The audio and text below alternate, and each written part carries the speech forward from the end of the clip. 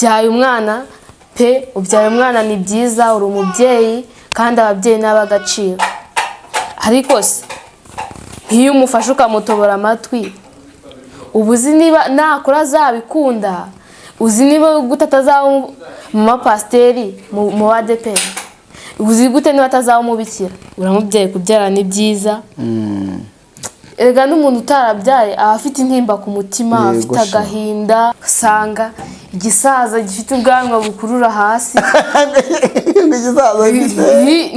bibaho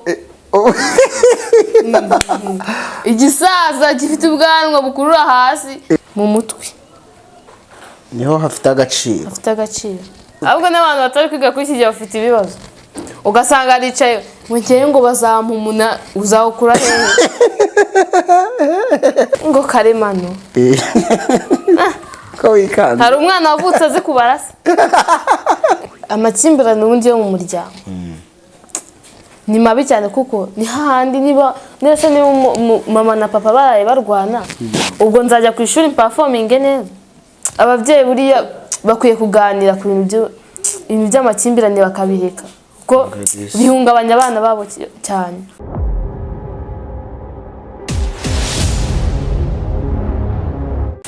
tubaha ikaze cyane bakunzi b'Umwana TV aho muri hirya no hino mugubwe neza kandi mumererwe neza mushime Imana abatayishima waba waribagiwe twihanganishe benshi umuryango w'abanyarwanda muri rusange twabuze abantu b'agaciro twabuze abantu bakomeye mu gihugu cyacu umuhanzi Blavani tukwifurije iruhuko ridashira ababyeyi be mwihangane abahanzi mukomere ntabwo ariko bizahora igihe kimwe kizagera ijuru ridutabare twabuze kandi umuhanga ukomeye cyane nzi ko hari benshi yubatse muri kino gihugu hari benshi bafite inganzo n'ibyo bamenye bagiye bashingira kuri uyu mugabo hari byinshi bamukuyeho uyu nguyu nta wundi yitwa Yanga nawe tumwifurize iruhuko ridashira n'ukuri akomeze aruhukire mu mahoro turamukunda abanyarwanda mukomeze mwihangane mwese tuba twabuze abantu bakomeye reka rero tubahe ikaze bakunzi b'Umwana TV ku nkuru zacu zose n'ibiganiro uwo tugiye kuganira agiye kutwibwira ntimujye kure.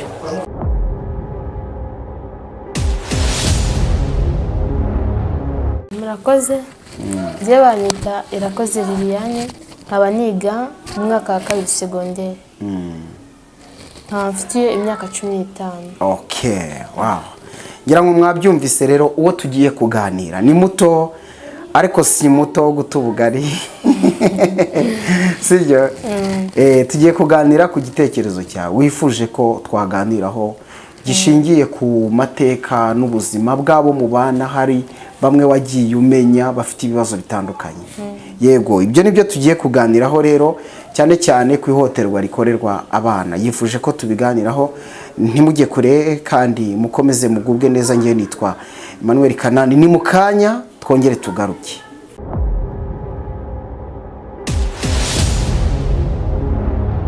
Hari abantu bahohotera abana uburyo bwo guhohotera abantu uzi nimba ari rimwe nimba ari kabiri nimba ari gatatu nimba ari kane nimba ari gatanu nimba ari gatandatu nimba ari karindwi ubitubwiye uburyo uzi n'ubu ubwa mbere kubasambanya ugasanga uruhu rw'urusaza rungana gute rufasha umwana w'imyaka 5, 6 gutyo ruramushutse birangiye rumusambanyije icyo cyo ni icyambere rwose bagomba kucyitaho ko baba bahoteye cyane kandi ibyo birababaza cyane ibyo ni ihohoterwa rikomeye. Icya kabiri ubyaye umwana pe ubyaye umwana ni byiza uri umubyeyi kandi ababyeyi n'abagaciro ariko se iyo umufashe ukamutobora amatwi ubuzi niba nakora zabikunda uzi niba gute atazaba mu mapasiteri mu ADPR uzi gute niba atazaba umubikira azaba umubikira se yaratoje mu matwi ibyo ntago ari byo ababyeyi bagomba nabyo kongera kubikosora. Ni ukuvuga ngo buriya wowe ku mitekerereze yawe kuba umuntu abyaye umwana akamutobora amatwi ntago uhuza nawe. Eka ntago duhuza. Mwese umutoboye amatwi nese nakora urabizi neza ko nakora azabikunda. Okay. Twese umutoboye amatwi se reka ntago ari uzi se ni azabiki namara gukora. Ntuzinga za umuhanzi ntuzinga za umubikira ubwo zo yamutoboreye iki umujyane mu byo nyine bakora bariya. Hako wamugani rata uzi ko harimo ikibazo koko wamugani se ufasha umwana uramutoboye uruhinja rwawe urutoboye amatwi kandi wamugani nkuko bivuze ariko uri n'umunyabwenge nkuko bivuze ntuzi nimba ko kazaba umubikira kare ko tubize nta mubikira utoboye amatwi ubaho ntago yabaho amatwi nawe ubaho. Noneho urabona hari n'abamama dufite bari naturere batanabikunda wamugani se ubwo urumva yewe naryo ni hohoterwa uzi ko umuhanga icyo ni hohoterwa ahubwo rikomeye. ese ko hari ababyeyi babikunda bakavuga atakana kagege n'agatoboye amatwi. Oya ntayo ni imyumvire iyo myumvire ntago ariyo kuko ntuzi ni umwana wawe nakora azabikunda. Icyo gishobora no kuzabateranya kigatuma mushwana akavuga ati se wantoye amatwi kubera iki ubu ntumbujije amahirwe yo kuba nakibera umubukira. Ubu ntumbujije amahirwe yo kuba nakubera mama pasiteri. Icyo ntago ari cyo cyane ko babyanga. Urabona nk'aba mama ba pasiteri ntabwo yatobora amatwi barabyanga cyane ngo wenda dufate nk'urugero nk'abantu bo muri ADPR hari n'andi madini menshi adatoboza amatwi bakabyanga urunuka. Noneho ugasanga umwana waramutoboje umubujije ayo mahirwe wenda kuba ataratoboye amatwi hari ibyo byari kuzamuha inzira yo kwiganira mu muryango w'ababikira. Mu muryango w'ababikira noneho we inzira urayimutesheje uramuyobeje muri make. Yego umwana uzi ubwenge. Noneho reka twongere tunarebe ababyeyi benshi usanga ibintu byo kwiga se nabaye byagenze biti byagenze. Ugasanga umubyeyi abujije umwana we kujya ku ishuri ngo ngese nguko ntize ngo nabaye iki ugasanga arabishingiraho ngo we ntiyize niba atarize arumva ko nyine n'umwana we atakwiga. Nyine arumva ashaka ko waba umurage. Waba umurage muri make waba umurage mu muryango wo kutiga si ibyo bintu nibyo reka ntago ari byo. Niba ubyaye umwana wawe pe uramubyaye kubyara ni byiza. Erega n'umuntu utarabyaye aba afite intimba ku mutima afite agahinda ukabona naho arigunze kubera iki kuko atabyaye ngo abone ibyiza byo kubyara. None wowe umufite umubujije kujya ku ishuri. None se nyina ko abatarize nyine bitwaye iki? Nyina nimba atarize watize bitwaye iki? Ngo bitwaye iki? Nyina nimba atarize uwo mwana atize hari icyo bitwaye. Reka biragitwaye. None se uwo mwana niba atize kandi iyi si tugezemo mubona ibintu byose atari mu mutwe ntago ari isi ya kera. Isi ya kera reka ntago ari kera. Isi tugezemo ni nshyashya ntago ari nk'isi ya kera kuko kera nyine babifataga nk'ibintu biraho kwiga ngo ibintu biraho kwiga bafataga nk'ibintu biraho ariko aho tugeze ubu kwiga ni ibya mbere. Reka umwana wawe ajye mu ishuri yige yiyungure ubumenyi wishingira kuko wowe utize ngo ubuze n'umwana wawe kujya mu ishuri. Umutura umujinya. Iryo ni ihohoterwa. Umuhohoteye iryo ni ihohoterwa rikaza. Ubundi hari abantu benshi nyine bifuza ko abana baba ahubwo bajya gucuruza ibisheke amandazi ibigori ni ubuzima wana mu gihe se bitakiribwa.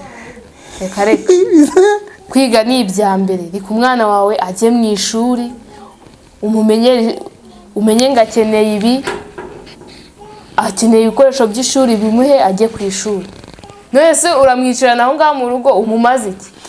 Noneho buriya hari n'ikindi wenda umuntu yanavuga hari n'ibindi ahubwo bavuga ngo arampingira ngo ndatanga ngasanga yatetse ngo akahira ubwatsi bw'inka ngo simba umwana ungana nawe umwana ungana nanjye ubuze urarumva kwirwa mu rugo akahirira izo nka kari iz'iwabo zizamumarira ahubwo yabasha byibura gutunganya uruganda nk'inganda zikora amata adafite ubumenyi bwo mu mutwe ntabwo bishoboka ataranyuze mu ishuri ntabwo byashoboka mbese yabishobora ate kandi atarize ariko ibintu byo kwiga rwose ni byiza cyane ko ubuhinzi n'ubworozi mu Rwanda bikorwa n'abantu bizi ese waba utarize ukamenya ngo niba mpinze iyi myaka ngo ndayifumbiranya ese waba utarize ukabimenya ihohoterwa ryo ni ryinshi usanga igisaza gifite ubwanwa bukurura hasi bibaho igisaza gifite ubwanwa bukurura hasi ugasanga kirimo kiriruka inyuma y'umwana ungana nanjye ibaze no kuri kw'Imana ishobora byose data wa twese bibaho da ungana nawe imyaka 15 aho ugasanga mwirukansa afite nka 50 mu myaka murusha hari umugore nigeze kumva Kayonza w'imyaka 35 yafashe akana k'agahungu ku ngufu da k'imyaka 8 ego birahari biranditswe mu itangazamakuru baramufasha ngaho umva ushingiye nko kuri cyo waruvuze uti imyaka 50 ugasanga umugabo ariho arirukanka inyuma y'umwana ungana nanjye bibaho ugasanga ntigisaza cyashangutse ukuri ariko arimo utakimenya no kuborosa kandi ushesha kandi ubona yakugira inama noneho aza akwigiraho umuntu mwiza ntago aza kwereka ko ari mubi ngo mwana wanjye ngo urabona ngo akigira nk'aho ari umuntu ugufitiye impuhwe izo mpuhwe zabihehe hari nk'izabihehe ibuye nka impuhwe nk'izabihehe atangira akwigira nyine yigira umubyeyi ko ari umubyeyi nyuma bikarangira agushoye mu ngeso mbi mana yanjye ni hahandi usanga venire yawe yose ayikubise hasi ubuzima bwawe bwose ni nk'aho buba burangiriye aho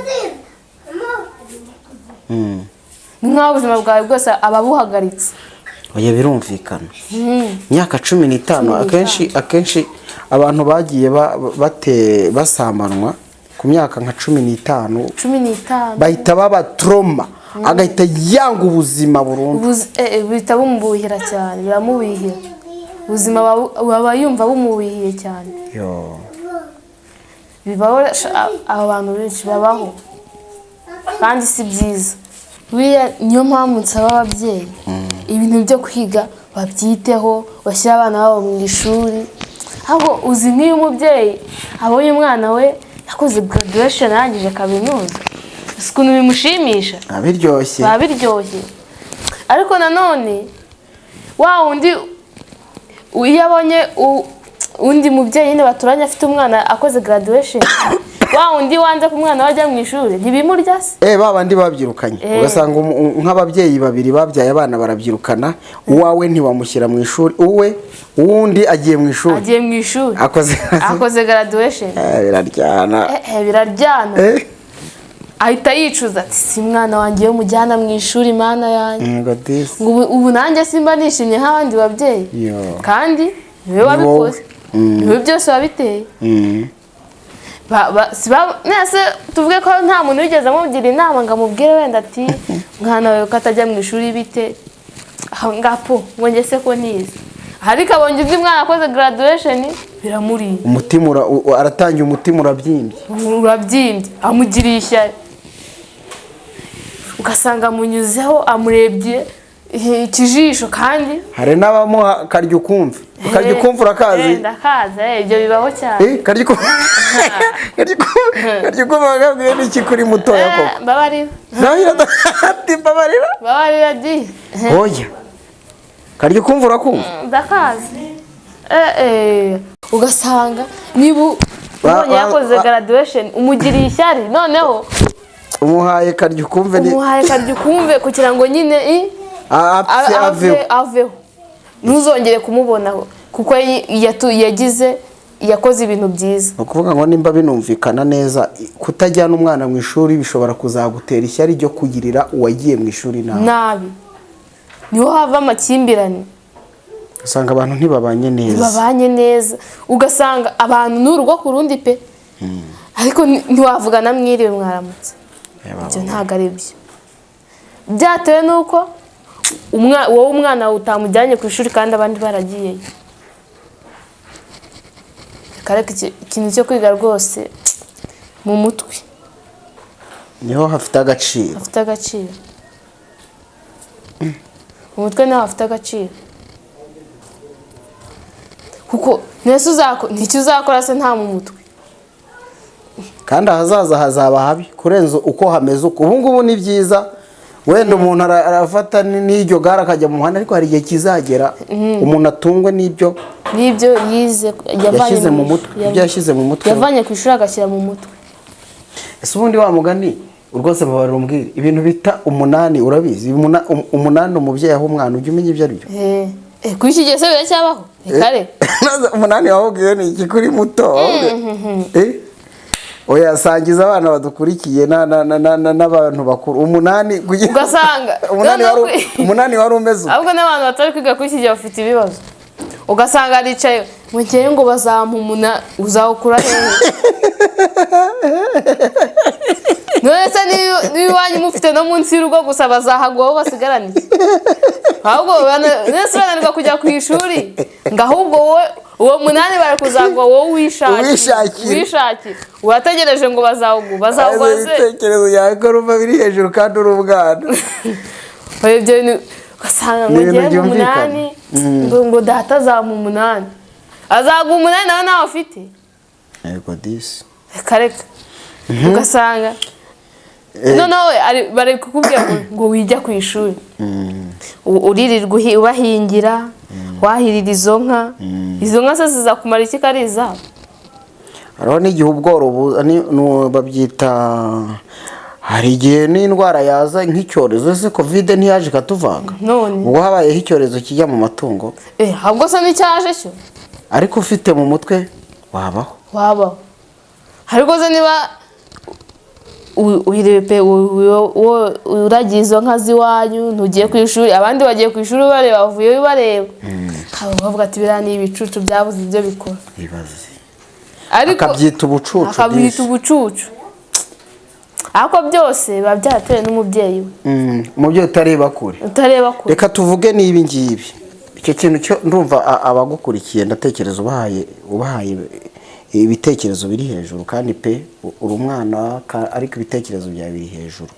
Noneho reka tuvuge niki ko hari abana uyu munsi bari gutozwa aho kugira ngo nyine bajye muri iryo shuri wenda nabyo ubivugeho, ahubwo ukabona baravuga bati jya gucuruza ibi niba uzajya ubabona bacuruza utuntu tugiye dutandukanye tw'ubwoko runaka, amagi, ibisheke, biriya bintu byo ubona ari ubuzima burambye koko wavuga ngo ikintu ndi gushyira mu mwana wanjye kirafatitse? Oya ntabwo ibyo bintu bifatitse. Nese azacu icyo gisheke se niba igisheke ari 100 acuruza ibisheke se bingahe? Ahubwo se niba atazi kubara mu mutwe ibyo zamenya kubicunga ntabwo yabimenya. Niba atazi ngo niba azagira ubwenge buri karemano nyine ngo karemano ko wikanze. Hari umwana wavutse azi kubara se ngo yavutse azi kubara, tuvuge ko ari ubwo bwenge bwe biri naturel. Ntawe ndakeka ntawe yavutse azi kubara ngo 1 2 3 reka baruzi ko bari abana hari abacuruza amagi umuntu yajya no kuri rya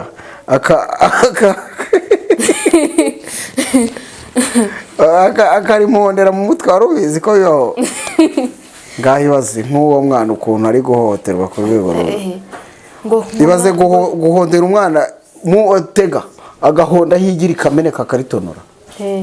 ntanyumve ariko najya nibura niyige wenda ibyo azabijyemo nyuma ariko yarabanje kwiga wenda abihereho azamuka. ariko se yarabanje guca mu ishuri. ese ni gute se uzamenya gucunga uwo mutungo wawe kandi utarize? uzabimenya ute se? ntuzi kuvuga ati wenda niba ncuruje, niba ndanguye ibisheke bya 500 nkunguka wenda 300, ntuzi kuvuga ngo wenda ndarya 100, 200 ya saving. ntabyaza kubera ko mu mutwe hari ni zero muri make. nta mubare urimo.